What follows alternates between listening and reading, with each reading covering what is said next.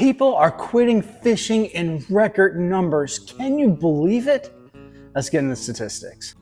Before we do that, make sure you check out our popping corks at wegofishing.store. Our popping corks are absolutely selling so well. They are catching a lot of fish, and I want to get these into your hands as well. We have them in multiple different colors, multiple different styles. Check those out at wegofishing.store. One of them is $6, $5.95 plus shipping. 3 of them for $14.95, so it's a little bit better to go ahead and get 3 of them. They make great Christmas presents as well. And again, getting reports of all kinds of fish being caught with them. Love to get these into your hands during the fall season when these work extremely well. So check them out, wegofishing.store. So I came across this article off of Wired to Fish, where the author makes the claim that people are quitting fishing in record numbers. I'm going to link this article in the description below if you want to check it out yourself. His name was Sam Hudson, and he's going to make the case that people are just quitting fishing in record numbers. And so I did some work as well, and I have the article here pulled up, and I'm going to read a little bit of it to you, and we can kind of just talk about this. I want to hear your thoughts in the comment section below as well. But he says, I recently read a statistic from Southwick Associates, a research firm specializing in sport fishing, that less than half of all licensed anglers renewed their fishing license each year. He says, that figure hit me like a freight train. He said, my first thought was, how could this be? Fishing is almost like a drug. It's an addiction. I know for me, man, I grew up fishing.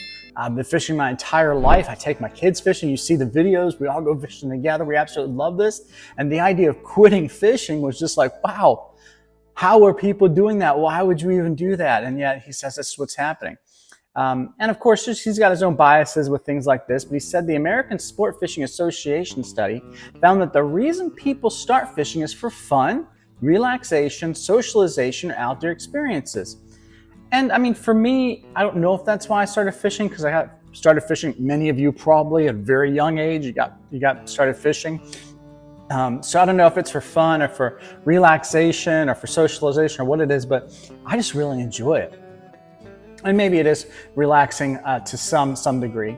But it says when those initial reasons aren't satisfied, or a different activity satisfies their itch, fishing goes out the window. It's not they dislike the act of fishing, but that other outdoor activities are easier to learn, more convenient, and pursued by family and friends. And then he goes on to talk about the learning curve in fishing. And I would admit, there is a learning curve in fishing. Having been a person who's fished in different regions of areas, I grew up fishing in Maryland, then fishing in West Virginia, fishing in Virginia, going down North Carolina, and then on down to Texas, South Texas, now in Southeast Texas. Every time I've moved, I have had to learn some different things about fishing. That is true. And some of it is a learning curve. There's no doubt about that, especially if you're a bank fisherman, then you go kayak to boat. There is a lot of things to learn in this sport. That's for definite sure. And I mean, then you've got all the different gear that we use. You kind of see all the gear on my back wall here that we use. Of course, the popping corks. And then I went to Florida and realized sometimes they don't even use them there because the water is so clear. And so he said, between the knots and braid and what kind of string, licenses to buy, lures to use, just all those different things, there is a learning curve. And is that the reason why people are stopping fishing? Because they're not having the success that they want. And I had to think about that. I was like, man, maybe some of us, I know they say that YouTube is ruining fishing, but maybe some of us that are kind of better at it, maybe we need to start mentoring some of these young guys, some of these younger people to get out there and get them on some fish and teach them how to do it. The old adage, teach a man to fish, you feed him for a lifetime kind of thing. And I wonder if we're not doing a very good job of that. Maybe we're being too protective, or maybe we're thinking they can go learn it some other way, and we're not actually taking, our kids fishing. For those of you that have kids, maybe you're like, oh, I don't want to deal with the annoyance of it. But man, I think it's just so important to get them out there and get that done, because you're going to breed that into them. Teaching them things like knots, lures, winds, just all that information that you pick up. And maybe that's one thing that we're not doing that well of. I wonder if mentorship and guidance as a young person is key to getting them that love of the sport. And that's one of the things that he talks about here in this article. And so he encourages us to turn the tide on this. And I think this is where I want to talk to you a little bit about this, because when I looked at the numbers, And he was coming from Florida, so I had to go to Texas Parks and Wildlife. You can Google it, it's public records out there. And when I took a deep dive into the numbers, what I realized is that the numbers of anglers that were purchasing licenses, now I know there's going to be those that aren't doing that. That's terrible. Buy your license. But for those of this is measured on those that are buying license. So up until 2020, the numbers are fairly stable. For an all-water package here in Texas, maybe somewhere between high 2 to 300,000 people buying that package. Then the pandemic hit. And if you were like me during the pandemic, you saw an increase in water activity. You saw people out there on the beach. You saw more people out there on the water, more people out there because there wasn't anything to do. The schools were shut down. Everything was shut down.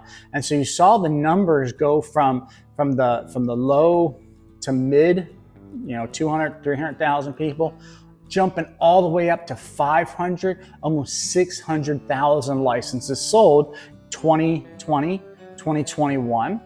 Then 2022 comes and you start to see that number dip. 2023 it dips, 2024, and I don't know what it is this year because the records aren't out there yet, but you do see a decline off of that.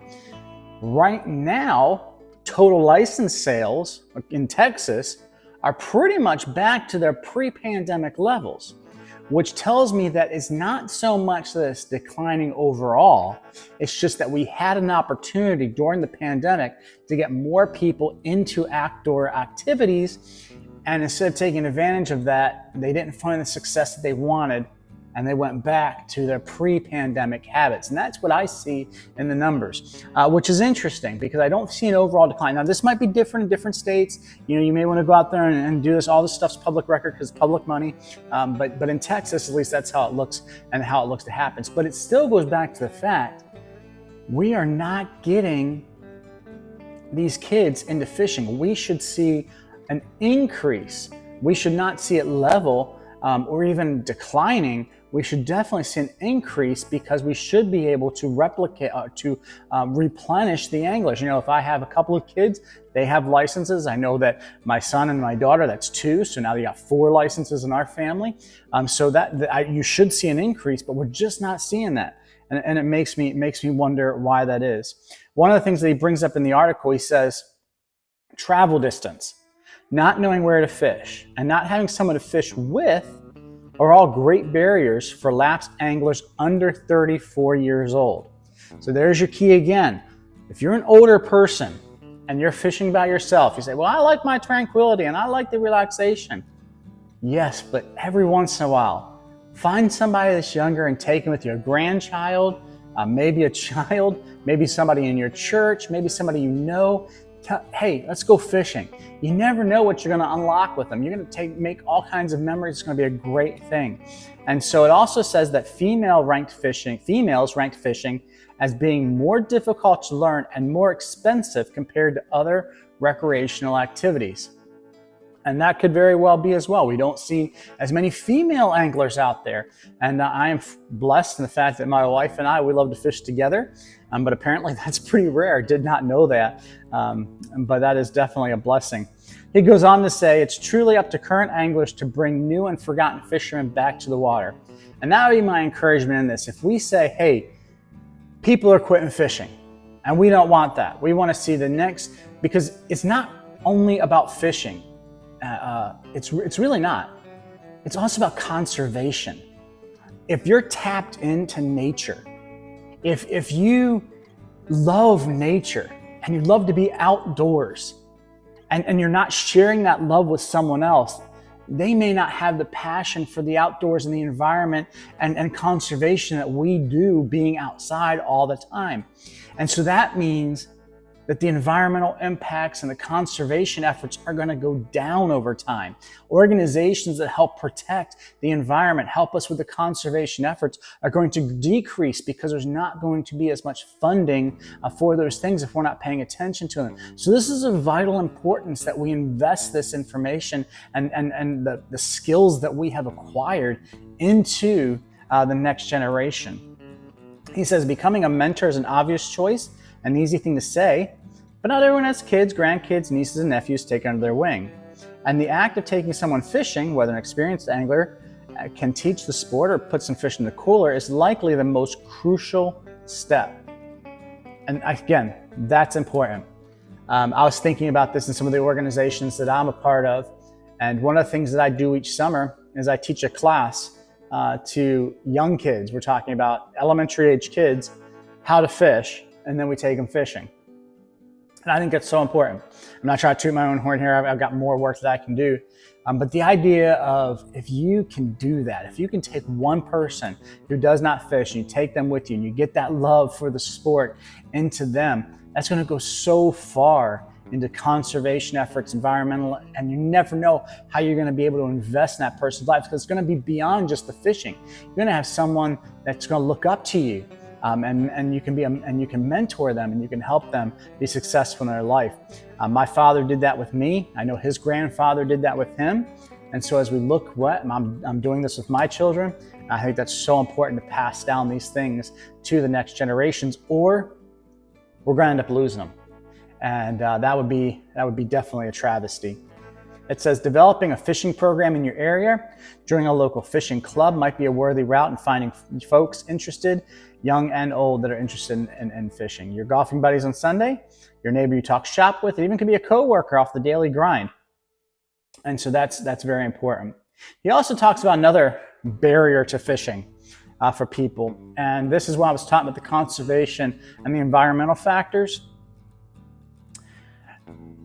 Traveling into these waters, what we're seeing is more pollution. And we're seeing unchecked development. Man, if you were in Florida, I feel bad for you. Here where I am in Sabine, we are blessed in some ways. We do have always the threat of the plants that are around us, that if an environmental disaster happens there, it could really be devastating to this environment. But I know a lot of people are dealing with pollution and unchecked development, and then privatization of shorelines. Even here in Texas, they were talking just a little bit ago of privatizing the beaches, where if you were a beachfront property, you owned the beach. I know in some areas, and even in Florida, that's true. And so that's something that we have to be aware of too. But if there's no one out there advocating for these things, what we're going to find is that money wins the day. And there are some very, very deep pockets that don't care anything about the sport of fishing. They don't care anything about the environment, so as long as they're making money, and money is what they worship, and it is their God. And so we want to be very careful that we are maintaining these conservation efforts. And so he talks about this. He says, ultimately, the future of productive fishing depends on our collective will to address water and habitat degradation. I believe it is crucial to support political leaders at every level, local, state, and national, who advocate for cleaning our waters and continue to fight for public access. Restoring our waterways is not just an environmental issue, it's also a way to ensure healthier fish populations and secure a vibrant future for the next generation of anglers. And so all this to say, yes, it does seem like people are quitting fishing.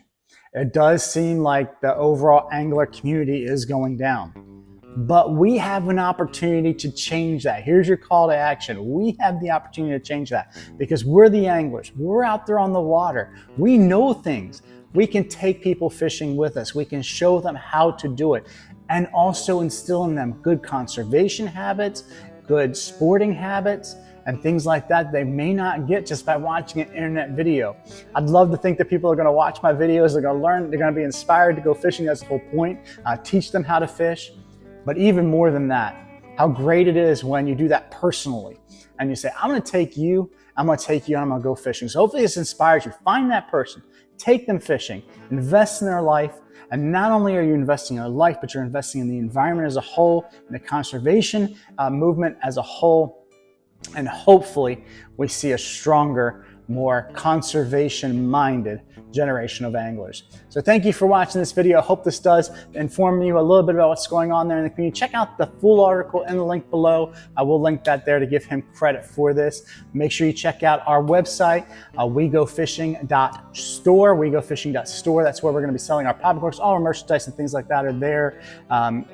Just a great way to support the channel. We do appreciate each one of you to subscribe. If you've not subscribed, it says in our statistics, half of the people that watch our videos are not subscribed. So could change that, do us a favor. I'd love to get more subscribers for the end of the year. It doesn't cost you anything to do that. Hit that subscribe button so you know when we're posting these videos. And until next time, may the fish be with you.